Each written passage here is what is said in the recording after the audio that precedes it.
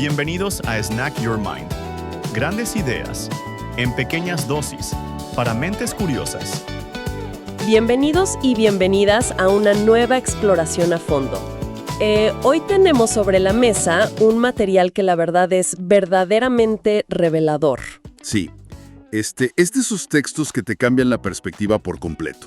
Totalmente. O sea, la misión central de este análisis de hoy es desentrañar algunas lecciones atemporales sobre la riqueza, la codicia y la felicidad.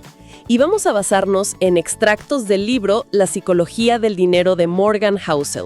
Que es un material fascinante porque rompe con esa idea de que el éxito financiero es, digamos, una ciencia exacta o un campo de fórmulas matemáticas puras. Exacto. Nos muestra que es más bien una habilidad blanda, un terreno donde el comportamiento humano y las emociones son los verdaderos protagonistas. Y bueno, para empezar a desempacar esto, el autor comienza con un contraste que resulta absolutamente increíble. Ajá, la historia del ejecutivo. Tal cual. Llevaba fajos de billetes de $100 a todas partes. Se jactaba de su riqueza a gritos en los restaurantes. Y hay una anécdota donde le entregó miles de dólares a un colega para que fuera a comprar monedas de oro. ¿Y todo para qué? Pues para ir a un muelle en el Océano Pacífico con sus amigos y lanzar esas monedas al mar, haciéndolas rebotar en el agua como si fueran simples piedras, solo por pura diversión. Es una locura. Y no termina ahí. Días después, rompió una lámpara de $500 en el hotel. Y cuando el gerente le pidió que la pagara, el ejecutivo sacó un fajo de billetes, entregó $5,000 y exigió con arrogancia que no lo volvieran a insultar con cobros menores. Por supuesto, años más tarde, este brillante ejecutivo terminó en la bancarrota absoluta. Y es aquí donde la historia nos da un giro asombroso hacia el otro extremo del espectro. Porque ese contraste es fundamental para entender el mensaje. Justo en el extremo opuesto, nos presentan la vida de Ronald Read. El conserje. Exactamente. Su biografía lo describe como filántropo, inversor, conserje y empleado de gasolinera. Read fue la primera persona de toda su familia en graduarse de la escuela secundaria. Durante 25 años reparó automóviles y durante otros 17 años barrió pisos en una tienda departamental. Una vida completamente ordinaria, digamos. Sí, compró una casa muy modesta por $12,000 y vivió allí toda su vida. Su pasatiempo principal era simplemente cortar leña. Sin embargo, cuando falleció en el año 2014, a los 92 años, se convirtió en noticia internacional.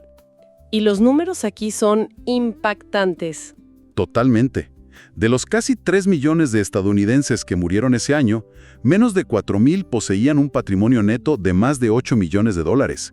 Y Ronald Read era uno de ellos. Dejó 2 millones a sus hijastros y más de 6 millones a la pequeña biblioteca y al hospital de su localidad. Es que es fascinante porque no ganó ninguna lotería ni heredó una fortuna familiar. Para nada. Su estrategia fue ahorrar lo poco que podía, invertir en acciones de empresas sólidas y esperar pacientemente durante décadas a que el interés compuesto hiciera su trabajo en silencio. Es una locura intentar procesar ese contraste, especialmente cuando el material introduce a un tercer personaje en esta narrativa, que es Richard Fuscone. Este hombre era todo lo que el conserje Ronald Read no era. Claro, el perfil de Wall Street. Exacto. Hablamos de un altísimo ejecutivo de la firma financiera Merrill Lynch, educado en la Universidad de Harvard, con un MBA de primer nivel. Tuvo un éxito tan abrumador que se retiró en sus 40s. Pero a mediados de la década de los 2000, tomó préstamos gigantescos para expandir una mansión de 18,000 pies cuadrados. Una propiedad inmensa. Tenía 11 baños, 2 piscinas y un costo de mantenimiento mensual de $90,000. Entonces, cuando la crisis financiera global golpeó con toda su fuerza, en 2008, Fuscone lo perdió absolutamente todo y terminó declarándose en bancarrota. Su enorme mansión fue vendida en una subasta por una pequeña fracción de su valor. Y eso ocurrió apenas unos meses antes de que el humilde conserje dejara su inmensa e invisible fortuna a la caridad. Ahí es donde surge una gran interrogante para quienes nos escuchan hoy. ¿En qué otra industria es posible que alguien sin título universitario, sin experiencia formal y sin ningún tipo de contactos logre superar de manera tan masiva a alguien con la mejor educación del mundo? Sería impensable ver a un conserje realizar un trasplante de corazón con más éxito que un cirujano de Harvard. Esa es la paradoja central que hace que las finanzas sean tan únicas, y responde a por qué la educación financiera tradicional falla tantas veces. Se suele enseñar como si fuera una rama de la física, impartiendo reglas, leyes inflexibles y fórmulas matemáticas. Pero en realidad debería enseñarse como una rama de la psicología. Un campo lleno de emociones. Sí, de miedos y matices irracionales, porque saber exactamente qué hacer en una hoja de cálculo no dice absolutamente nada sobre lo que ocurre en la mente humana cuando llega el momento de tomar la decisión bajo presión. Esto establece una premisa fascinante, y es que nadie está verdaderamente loco cuando se trata de dinero. Esa frase es poderosa. Nadie está loco. Todas las decisiones financieras tienen sentido para la persona que las toma en ese momento específico. Hay una estadística en los textos que lo resume a la perfección. Las experiencias personales que cada individuo tiene con el dinero representan, con suerte, una pequeñísima fracción, el 0.0000001% de lo que realmente ha sucedido en la historia del mundo. Pero constituyen el 80% de cómo esas mismas personas creen que funciona el mundo. Esa proporción ayuda a explicar tantas cosas. Es una fracción minúscula de la realidad dictando casi toda la visión del universo. El texto ilustra esto con una anécdota histórica sobre John F. Kennedy que resulta muy reveladora. Ah, la de las elecciones. Sí, durante su campaña presidencial en 1960 le preguntaron qué recordaba de la Gran Depresión de los años 30. Y su respuesta fue de una honestidad sorprendente. Dijo que no tenía ningún conocimiento de primera mano sobre el sufrimiento de esa época. Claro, venía de una de las familias más ricas. Exactamente. Su patrimonio valía más que nunca durante esos años oscuros. Tenían casas más grandes, contrataron a más sirvientes, viajaban con mayor frecuencia. JFK relató que la única señal de la depresión que vio en su entorno fue cuando su padre decidió contratar jardineros adicionales simplemente para darles un trabajo y que pudieran alimentar a sus familias. Una burbuja total. Y él admitió abiertamente que no entendió realmente la magnitud de la depresión hasta que se puso a leer sobre ella mientras estudiaba en Harvard. Obviamente, esto se convirtió en un enorme punto de debate. La gente se preguntaba cómo iba a manejar la economía alguien que no entendía a nivel emocional el mayor desastre financiero de su generación. Es que esa anécdota explica muchísimo sobre el comportamiento humano. A primera vista, la sociedad tiende a juzgar los hábitos financieros de otros como equivocados o irracionales.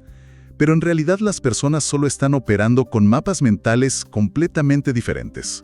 Ninguna cantidad de estudio en una universidad de élite puede recrear el poder visceral del miedo o del hambre. Quien perdió su granja en esa época ve el mundo a través de un lente que Kennedy jamás podría usar. Tal cual. Y esta misma lente emocional ayuda a explicar comportamientos modernos que desde afuera parecen una locura absoluta. Pensemos en la paradoja de los boletos de lotería.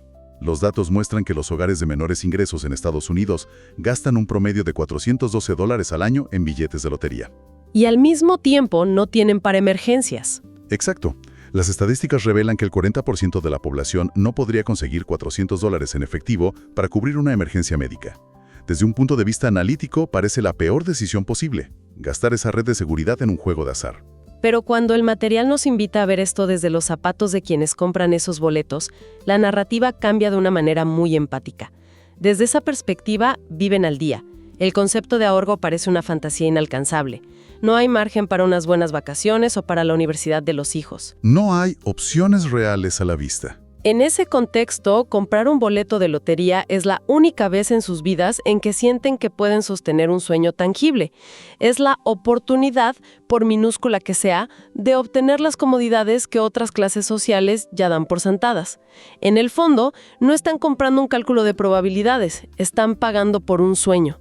No se convierte en una decisión brillante, pero deja de ser una simple locura incomprensible. Totalmente. Aporta una capa de humanidad al análisis financiero. Y a esto hay que sumarle el contexto histórico. Es vital recordar que el sistema financiero moderno es esencialmente un bebé, La humanidad apenas está aprendiendo a caminar en estos temas. Es verdad, a veces olvidamos lo recientes que son estas herramientas. La idea de que cualquier ciudadano debería poder tener una jubilación digna financiada por sus propias inversiones es un concepto de la década de 1980. Los planes de retiro individuales, conocidos como el 401(k), nacieron apenas en 1978. Si ese sistema fuera una persona, apenas tendría edad para tener un trabajo estable. Somos novatos globales en este gran juego del dinero, así que es natural cometer errores. Es un alivio inmenso pensar que en términos históricos somos principiantes intentando descifrar las reglas sobre la marcha. Y esto nos lleva a un punto donde empezamos a ver que no todo está bajo control.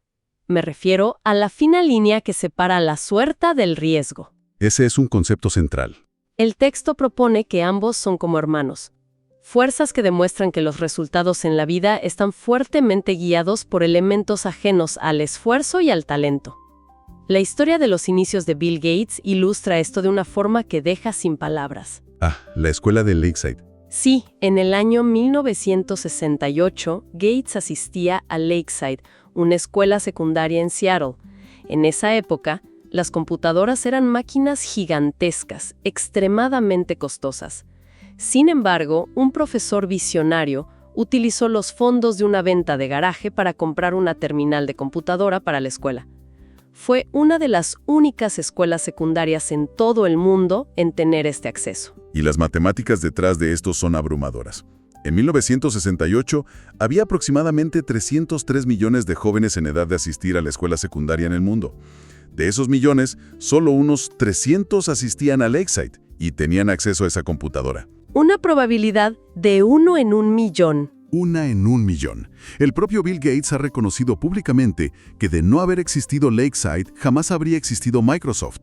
Evidentemente era brillante y trabajador, pero partió con una ventaja inicial fenomenal, impulsada puramente por la suerte. Pero lo que hace que esta historia sea un análisis profundo es la otra cara de la moneda, la historia de su mejor amigo de octavo grado, Kent Evans. Según Gates, Evans era posiblemente el estudiante más brillante de toda la clase, incluso mejor que él. Compartían la misma ambición. Exacto, el mismo amor por las computadoras, hablaban de crear grandes empresas tecnológicas juntos. Sin embargo, Kent experimentó el lado oscuro de esa fuerza incontrolable. Murió trágicamente en un accidente de montañismo antes de poder graduarse. Y las probabilidades estadísticas de morir en un accidente en la montaña a esa edad también eran de aproximadamente 1 en 1.000.000. La suerte impulsó a uno hacia la cima del mundo, mientras que el riesgo, su hermano gemelo, le arrebató todo al otro. Esa dualidad plantea una reflexión indispensable sobre cómo la sociedad evalúa el éxito y el fracaso.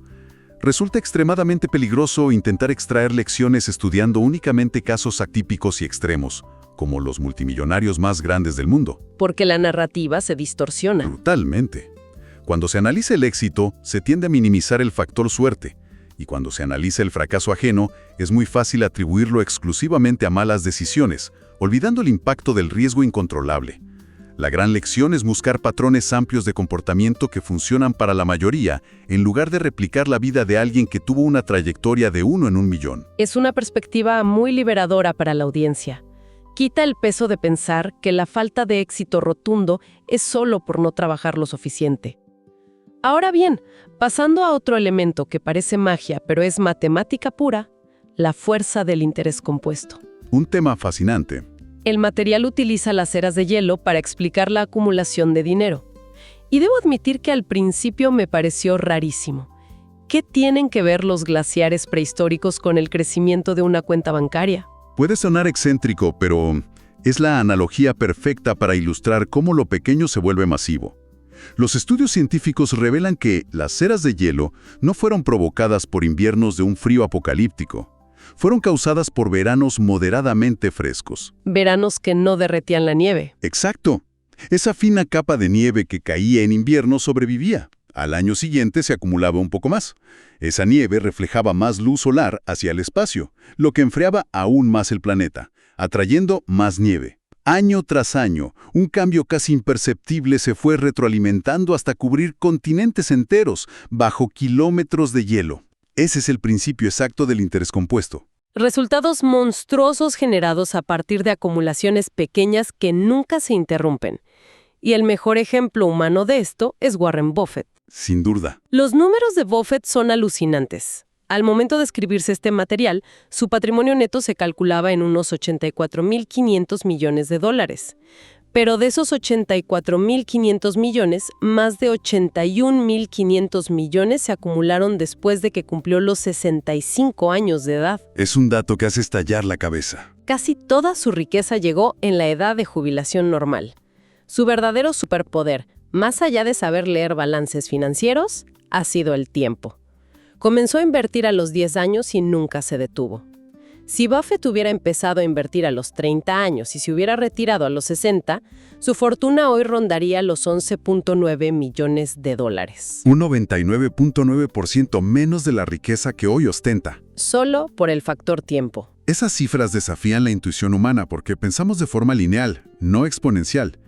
Y para resaltar esto, se hace una comparación fascinante con Jim Simons. Simons es un matemático que fundó un fondo de cobertura y logró retornos anuales de inversión del 66%. Eso es más del triple de la rentabilidad anual de Buffett. Matemáticamente, es un inversor infinitamente superior. Sin embargo, Simons no comenzó en el mundo financiero hasta los 50 años. Como tuvo menos tiempo para que su dinero se multiplicara, su patrimonio neto es un 75% menor que el de Buffett. La conclusión es cristalina. La genialidad financiera no consiste en buscar la mayor rentabilidad del mercado cada año arriesgándose a perderlo todo. Se trata de encontrar rentabilidades buenas que se puedan sostener en el tiempo, de manera ininterrumpida, permitiendo que la era de hielo del interés compuesto haga su trabajo. Pero claro, para que el interés compuesto funcione a largo plazo, se necesita tiempo. Y para tener tiempo, hay que sobrevivir.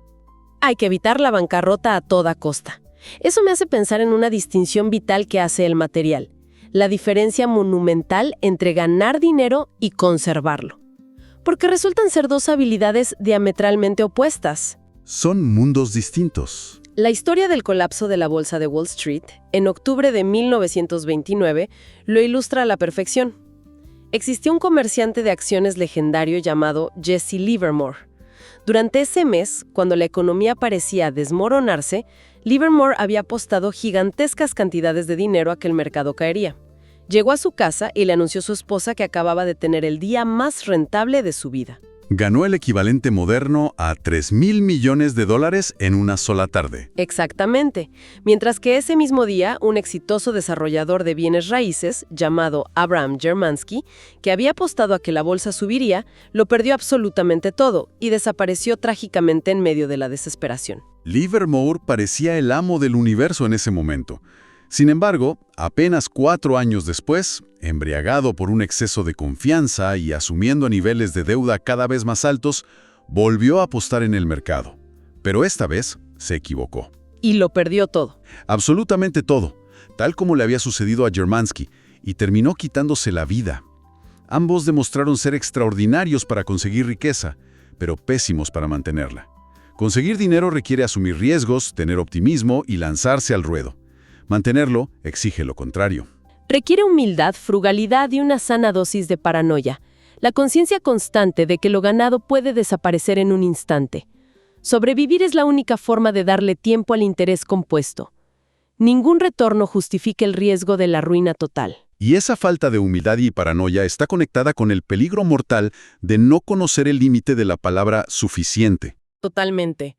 El material disecciona casos de personas que lo tenían absolutamente todo y lo tiraron por la borda.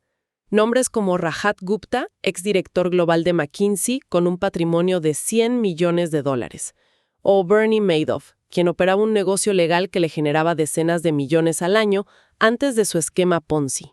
Ambos ya poseían fortunas multigeneracionales. Prestigio social, poder, libertad total. Y aún así decidieron arriesgarlo todo cometiendo fraudes financieros. Es fascinante intentar entender qué pasa por la mente de alguien con $100 millones legales para arriesgar su libertad por ganar un poco más. La raíz de este comportamiento es la trampa de la comparación social. Es una batalla que nunca se puede ganar porque el límite de las expectativas siempre se mueve. Si alguien con 10 millones se compara con el que tiene 100, se siente insuficiente. Y si el de 100 se compara con un multimillonario, sentirá que se queda atrás. Al no tener un sentido de lo que es suficiente, el apetito se vuelve insaciable. Y la regla de oro que se extrae de estos desastres es contundente. No existe ninguna justificación lógica para arriesgar lo que ya se tiene y se necesita, persiguiendo algo que no se tiene y que objetivamente no se necesita. La libertad personal, el buen nombre, la paz mental, jamás vale la pena ponerlos en juego por un porcentaje adicional. Nunca arriesgar lo que se necesita por lo que no se necesita. Es un mantra poderoso para quienes nos sintonizan. Ahora, hay otro aspecto que desafía nuestra intuición. La idea de que los eventos extremos, los llamados eventos de cola larga, son los que dictan casi todos los resultados financieros. Este concepto cambia toda la visión sobre el fracaso. Porque la idea es que es perfectamente normal fracasar la mayor parte del tiempo. El texto menciona a Heinz Berggruen, uno de los marchantes de arte más exitosos del siglo XX. Reunió una colección invaluable de obras de Picasso. Y su secreto no fue elegir perfectamente cada vez. Arte, la mayoría sin valor significativo a largo plazo. Dejó que los pocos grandes aciertos, sus Picassos, cubrieran todas las pérdidas. Es el mismo modelo de Disney en sus inicios. Produjeron unos 400 cortometrajes animados que apenas los mantenían a flote hasta que lanzaron Blancanieves y los 7 enanitos. Esa única película pagó todas las deudas acumuladas y transformó la compañía. Y esto no es exclusivo del arte o el cine. En absoluto. En los mercados financieros ocurre igual. Si miramos un índice bursátil amplio en Estados Unidos, los datos históricos desde 1980 revelan que aproximadamente el 40% de todas las empresas experimentan caídas de al menos el 70% en su valor y nunca logran recuperarse. Son inversiones fallidas. Sin embargo, el índice en su totalidad ha generado retornos espectaculares. Porque una pequeña minoría, apenas un 7% de las empresas, experimentaron un crecimiento tan astronómico que compensaron con creces todas las pérdidas del resto. La conclusión es muy liberadora. Es matemáticamente posible equivocarse la mitad de las veces y aún así construir un patrimonio extraordinario. Lo único que importa es estar posicionado para capturar esos eventos raros pero masivos y tener la paciencia de sobrevivir hasta que ocurran. Es como un comediante probando chistes malos durante meses hasta encontrar la rutina perfecta para su especial de televisión. El público nunca ve los chistes fallidos, solo aplaude el éxito final. Pero bueno, llegamos a la gran pregunta existencial de este análisis. ¿Para qué sirve realmente acumular dinero? ¿Cuál es su verdadero propósito final? El texto cita un estudio fascinante del gerontólogo Carl Pillemer y el psicólogo Angus Campbell. Y la conclusión es reveladora. Sí, el denominador común que genera felicidad duradera no es un salario astronómico, ni los metros cuadrados de la casa, ni un título corporativo. El factor clave es la autonomía. Tener el control absoluto sobre el propio tiempo. La capacidad de abrir los ojos por la mañana y pensar, hoy tengo la libertad de hacer lo que realmente quiero hacer. Ese es el dividendo más alto que puede pagar el dinero. Y esta reflexión es urgente hoy por el problema del trabajador del conocimiento. A principios del siglo XX, el esfuerzo era físico. Al terminar el turno, el trabajo terminaba. Figuras como John D. Rockefeller eran excepciones. Su trabajo consistía en pensar, así que su mente siempre estaba trabajando. Y hoy en día, una inmensa porción de la fuerza laboral opera como Rockefeller. Exacto. La herramienta de producción es el cerebro. Con los teléfonos inteligentes, la sensación es que se está trabajando las 24 horas del día. Las personas han perdido el control de su tiempo. Esto explica por qué en las sociedades más ricas de la historia, los niveles de estrés y agotamiento están por las nubes. Se ha sacrificado el tiempo a cambio de un salario.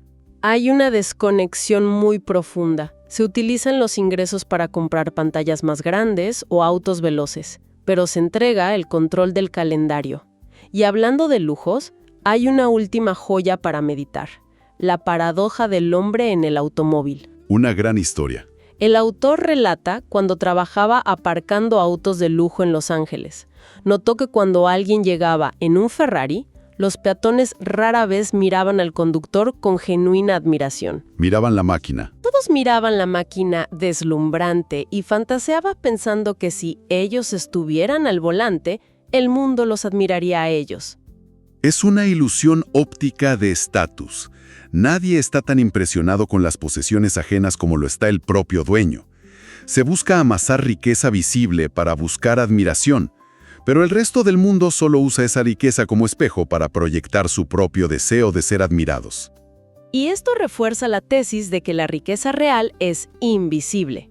Es el auto que no se compró, el reloj que no se adquirió. Ese dinero no gastado es lo que se convierte en opciones, flexibilidad y autonomía en el futuro.